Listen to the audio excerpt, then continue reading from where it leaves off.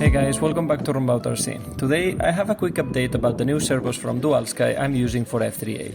If you remember, in previous videos I did the unboxing and initial testing on an old 3D airplane. I was planning to test these servos in F3A after the current season, but unfortunately I've had some centering and power issues with my MKS servos. I will leave more information in the description of this video.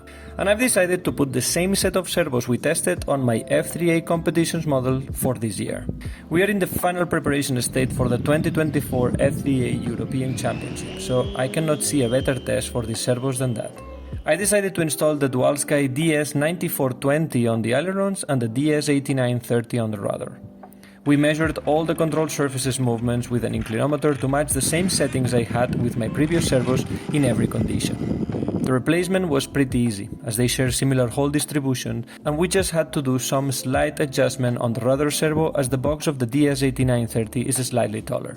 For ailerons, the Dualsky DS9420 is slightly less powerful than the MKS HV737 I was using, but it's lighter, faster, and has 8.5 kilograms of torque, which in my opinion is more than enough for F3A. The initial feeling was good, and I didn't notice any significant difference in rolls or snap rolls. It felt pretty much like the HV737, which is already a very good indicator, and keeping well the center. I think the MKS HV1220 on the rudder started to lose power. I haven't measured it, but at least that was my feeling, as I was struggling with some high-demanding knife edge maneuvers having to constantly increase the input to maintain control. We replaced that servo with the DS8930, and what a change! After installing it, the first thing I immediately felt was on the first maneuver of the F program, where I could hold the knife edge lines effortlessly again. This servo has 22 kilos of torque and is incredibly fast, making the rudder feel locked and very responsive.